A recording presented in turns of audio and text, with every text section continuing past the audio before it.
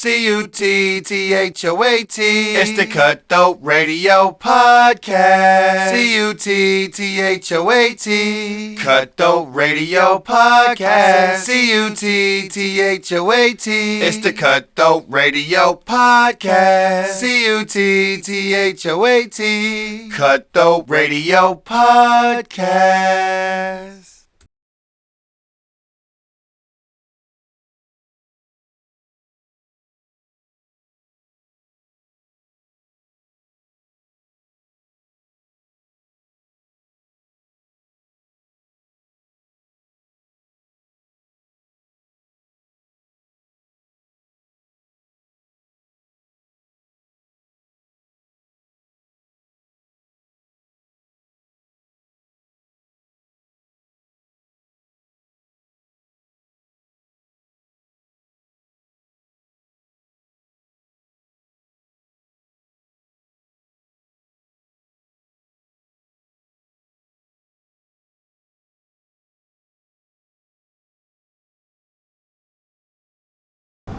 I'm gonna put this up in the air. Yeah, I got sauce in here tonight. Just let me get it together, y'all. I see y'all out there already tuning in. You already know what it is. It's Cutthroat Radio. Shy Rob in the house. My special guest. You know. Hold on just a minute. Let me get myself together here, y'all. Real quick. Hold on. So, I'm gonna do my little pose right here. We can move this out the way. And I'm just gonna hold this out. It's gonna count down. We're looking at this one. On 3, it's gonna count from 3, 2, 1 right now.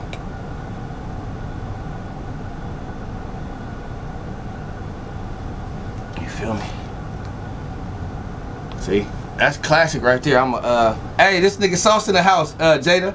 This nigga, we was just talking about you. They had us in the back waiting for you, man. We thought you pulled up. Yeah, we did. All right, so I'm gonna turn you all the way up. I'm gonna turn me all the way up. Get us going here, Bob.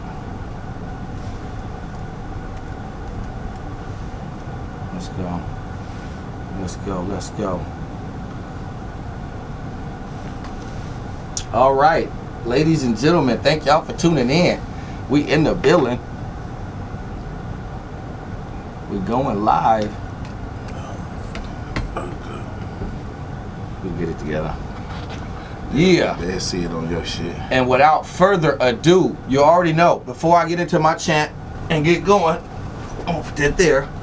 I need y'all to go over to, stop watching me right now, you stupid sons of bitches. Go over to my YouTube channel and go subscribe right now. Like, subscribe, share right now. Go over there and do it. Stop watching and do it. Shit. Help me, help us together. Let's get this shit going and get it cracking. Without further ado, you know what it is. Shy Rob in the building. C-U-T-T-H-O-A-T Radio Podcast. C-U-T-T-H-O-A-T Cutthroat Radio Podcast. C-U-T-T-H-O-A-T Radio Podcast. C-U-T-T-H-O-A-T Cutthroat Radio Podcast. And I am your host every time, all the time, here doing my thing. Shy Rob, I'm in the building. Man, I'm kind of starstruck right now, you know what I mean? I got a special treat tonight. He was part of the movement, man, back in the Thea's Hyphy movement, you dig what I'm saying? And he was doing his thing along with the rest of the group. I got one of them in here tonight by the name of Sauce. He called himself Saucesalito, but we known him by Sauce for so long. And, you know, he doing his thing. He got so much to talk about. We're going to get right into his story. But before I do that, y'all know what y'all got to do out there, man. Go over there and subscribe, like, share, comment. Starting it off. Thank you for coming up, Sauce. Appreciate you. Man, appreciate you. Man, wouldn't have missed it for the world. Sauce a fucking Lito, man. Damn. Been a long time, man, since I seen you. Right. I ain't ran into you in a long time. So I'm glad you came to hang out and chop game with us a little bit about your past, present, and future, man. Appreciate that. Starting right off the bat. Give us your government name. Kendrick Corbray. Kendrick Corbray. Wow, I didn't know that either. That's. I don't even look like a Kendrick, huh? Not at all. You know they got Kendrick. What they got? Kendrick Lamar. I'm Kendrick Lamont. Okay, Kendrick Lamont. Let me see if I can get you right here, right there. Okay, so and hopefully we get you close, so that way we get you in there. All right, so Kendrick. You don't even go by Kendrick. Did anybody call you Kendrick? Now they probably starting now. Everybody know that. Bitch, my name is Sauce. And that's your stage name, right? Yeah. Sauce. How did you get the name Sauce? How did that come about? I was always a saucy nigga, I ain't gonna lie. Yeah. Yeah, since birth. And they just kind of stuck with you from. And my Pampers was fly. Nigga stupid. Nigga said my Pampers was fly. Holy shit. Nigga used to sag the Pampers, man. Woo, we already going. We already getting into it. Where you originally from? Born in Berkeley, grew up in Oakland for hella years. Then I moved to Sacramento, but I'm from Sacramento.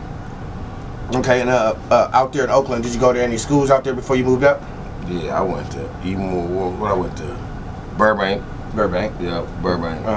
Then from Burbank, that's when I moved to Sacramento. And you continued your education up here as far as school and everything. What schools did you go to up here? Bowling Green.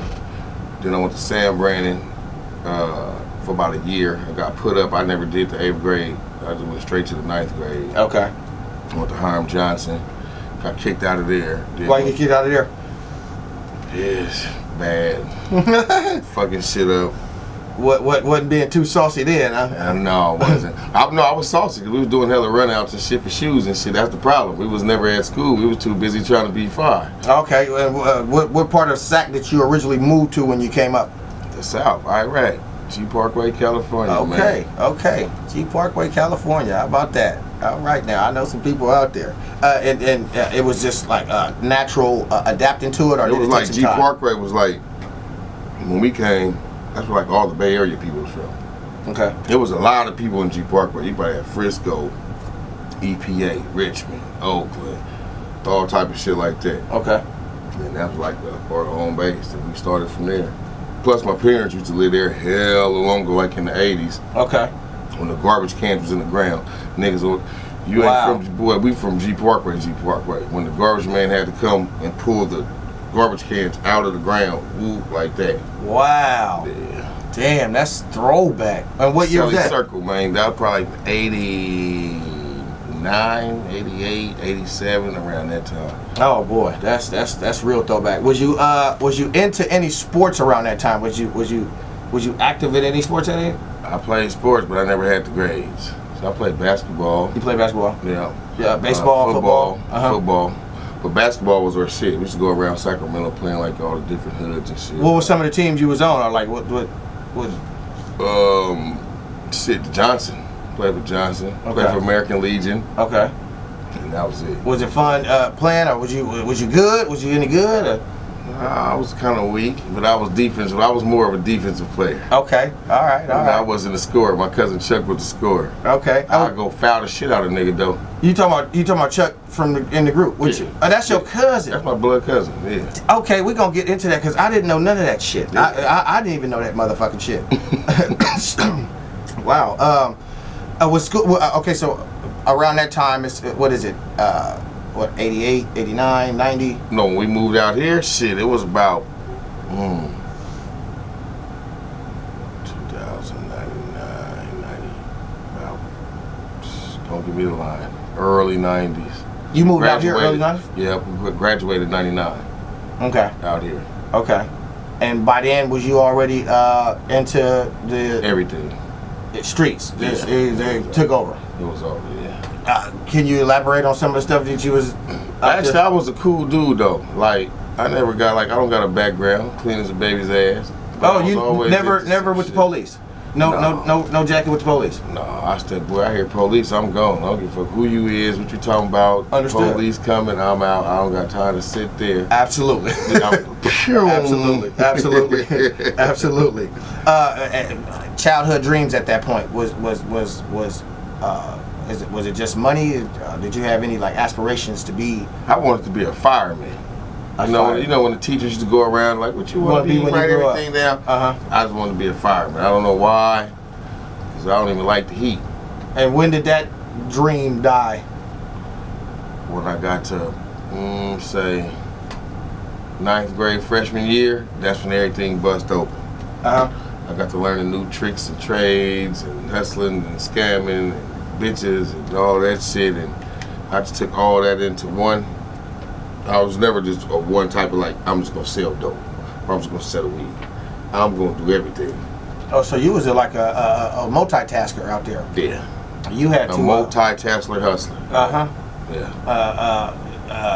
And you never fractured a law and had to go do any type of like juvenile hall time? Probably about like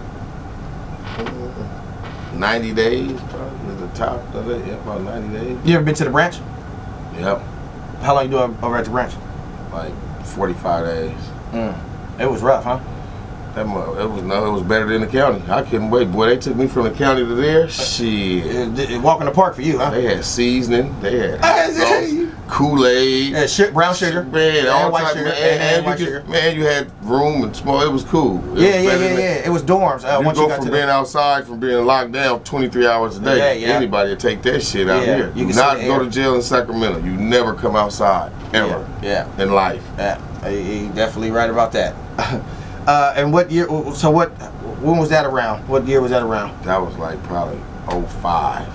05. When did music come into play? Music came in play probably.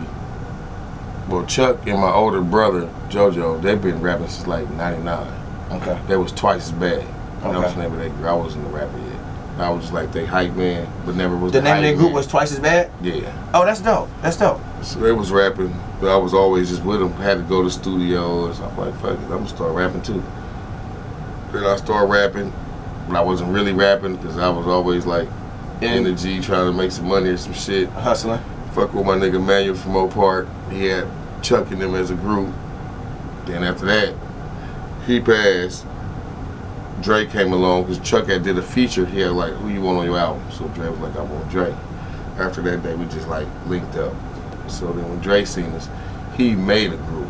It was like, listen, no, it's gonna be you, and you gonna be the hype man. Basically. Okay, wait. Before we go into that, was you writing material young, or was you freestyling or anything like that? Or Right. Just writing. Right, yeah. And how old was you when you started really writing? About like 16. 16. Yeah. Did you ever think you was going sort of say, quote unquote, make it? No. I was doing it because it was fun. I didn't have nothing else to do when they was doing it, so I'm like, fuck it, I started rapping. I going on these shows.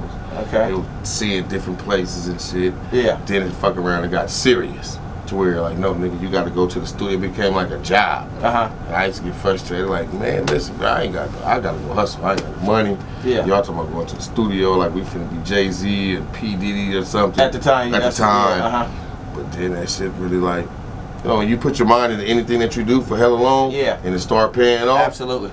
then once you start doing that, Absolutely. it was on then. Absolutely.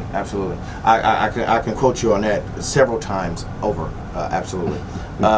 So you 16, 17, 18, ripping and running the streets, not really taking rap serious, and then boom, Dre come along because of a situation with Chuck B's. Yeah. And Chuck B's what happened to that project? Whatever happened to that? That project, after Manuel died, project never came out. His mom kept the project. Kept it. Yeah. So y'all, that's just lost files. Y'all don't got none of Yeah. that. Okay. So and then who's all in Something Terrible? First off, who came up with the name of the group? Dre. Dre came up with the name of the group. Yeah. And who did he select to be in the group? Me, Sauce, Chuck, Showtime, Noon, like one of our hype mans, Stupid Swoop, Bad Business.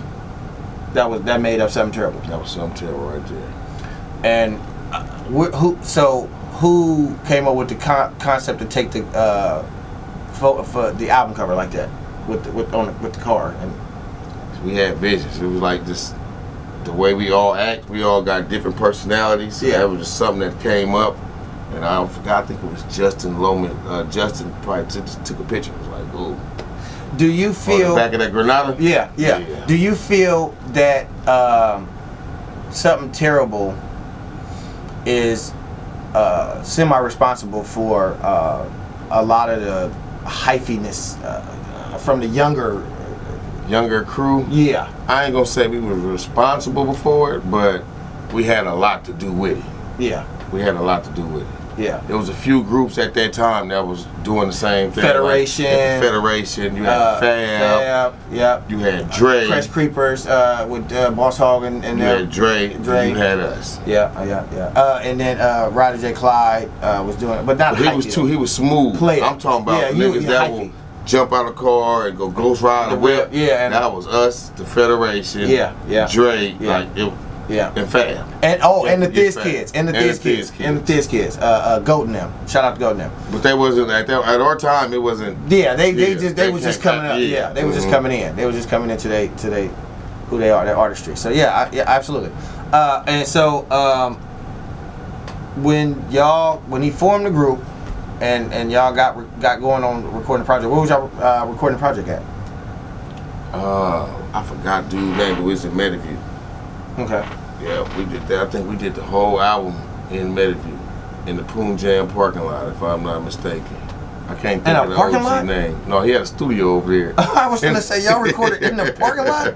No, he had a studio over there. Oh, okay. I was gonna say, damn, y'all whole album. That's dope. So and then who produced it? Who produced who produced the album? Ooh, the dude over there. How many albums did y'all release under Thiz? Yeah. I want to say one. It was the y'all debut album. Yeah, that one. Yeah. That debut album. We were just on a lot of debut songs. Right. For Dre. Yeah, that really beamed. That beamed. Yeah. It beamed y'all. But all our albums really came from under like Stupid Entertainment. And what's interesting about how y'all was on them highlighted songs. And y'all career, it seemed so promising, but then it just seemed like, it went from nobody's seen something terrible no more. Right. What happened? Shit. After Dre died, shit got slow. It wasn't no contracts or nothing like that. We came on by word of mouth to Dre. So without Dre, it wasn't something terrible. The business aspect of y'all, it just wasn't there. At that fort. I guess it wasn't enough at that time for Thiz. Yeah. But we still, at that time, we was already pumped up. Like, ready to go. Keep going. Yeah, we got them fans. We're gonna keep going. Yeah. We just kept pushing, kept pushing. We dropped out like 5 albums in there. What was the second album y'all released? Turf Tested, Hood Approved, I think. But we had help with them on that one. We was fucking with a lot of people on that one, like a lot of people from Thiz on that one. Okay. Still. Okay. Do y'all still keep in contact with the camp? Of course, yeah. Me and Jay Diggs just did a song probably about like last week. I fuck with this nigga Boss Hogg. I talk to Doobie still, Ryder. Mm-hmm. I fuck with all of them. I see them, I fuck with them. If they anywhere and they pull up, it's still love. They're my niggas. Mm-hmm. It wouldn't be no other way else. I would never go join no other campus. It will always be Thiz. Absolutely. And that's why I reached out. Because I know y'all's story because I was sitting right there watching it. You was recording. I was recording the right story. there, right. I was recording the story. It's a beautiful thing that I'm in the position so you can come tell it. So, Thiz, you get on, you traveling. It was like you was on like a mini tour. How did you feel at that point? We was pumped just to get out of Sacramento. Have you been out of? That was one of the first. We been out of Sac and like did shit, but we never been on like a music tour. Yeah. When it's all about music, it's like every day. This is what you're doing. Yeah. You're waking up, sleeping, go practice, go rehearsal, go to there, check sound booth. Yeah. Go do the show. Got to the show, go back to the room, party. Maybe do an after party. All that. Maybe do an after party. Go do a few verses. Then the next day, we in another city, probably about 500 feet away from this city, and do it again. Do it again. Yeah. I was on a roller coaster. Good God, we didn't get no sleep. Sometimes I had to pop no-dos. Them drives, man. Tippers. Yeah. Oh, so we was in. Here we go, real quick. We gonna switch real fast. So we was in Fresno. True TV came out.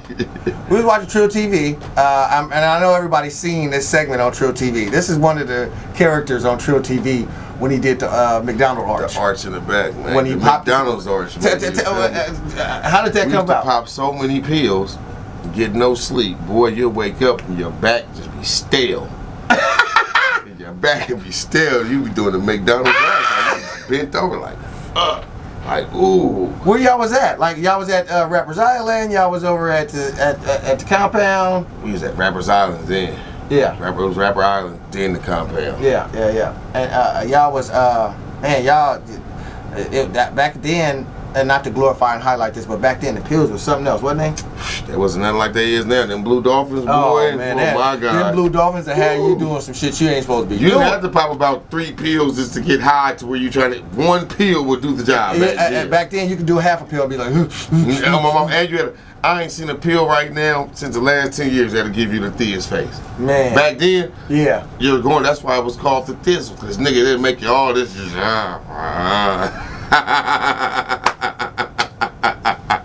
You start doing that. It can be hot to the motherfucker. Nigga talking about, nigga cut the nigga, it's cold. That's how you know when the pill kicked in. That nigga said it can be hot, and your pill kick in, nigga, it's cold.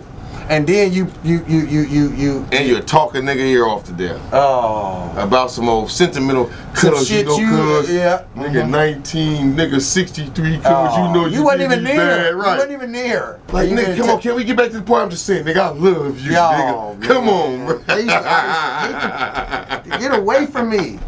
And get away from me. I got so many stories on pills. Yeah, that's crazy. We go back on pill stories. That's funny. Wow. So, G Parkway, did you get involved with any gangs? I don't consider us a gang. We a family. Excuse me, shit, my bad. Everybody in there go back way back. Like, now I can't speak for today's time, but our time, it was like the littlest thing coming up in Sacramento compared to the hoods. Like, we was like a rebuilt, we was like a hood that was built, like a new little city. It was always there, but it was like everybody was in there. You had the Crips in there, the Bloods in there, Oakland, Frisco, like I said, everybody was in there.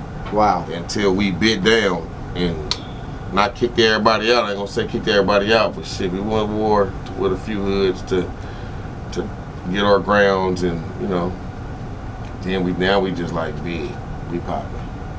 You hear us everywhere.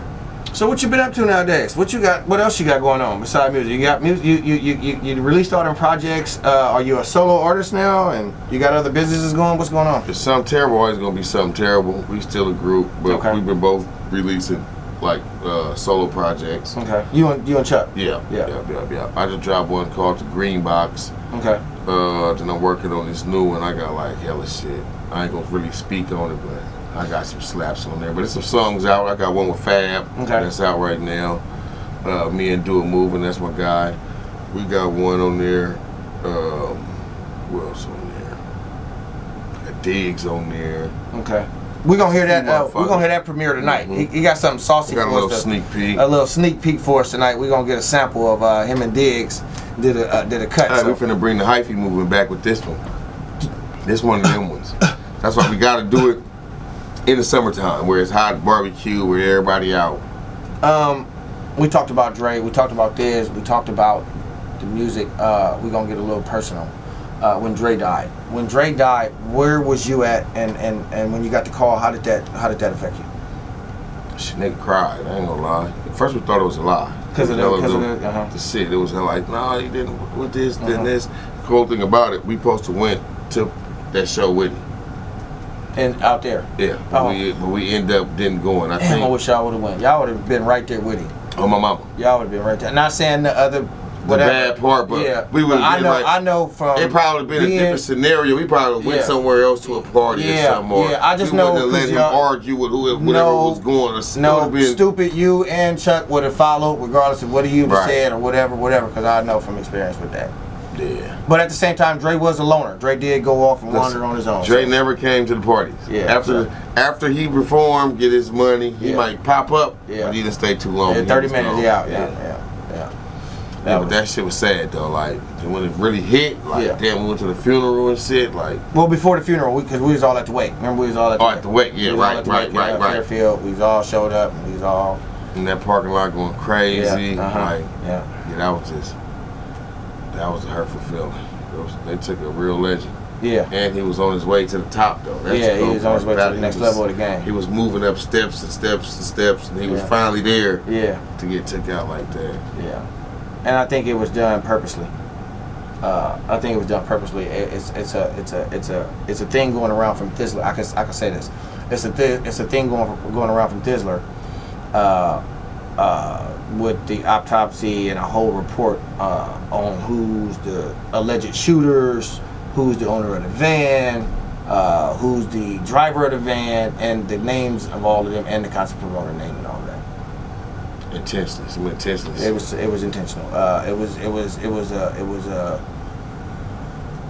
business transaction going bad, and when it went bad, there was already some hatred in between. That, like, so it just went further on down. He probably knocked one of their bitches or something beforehand.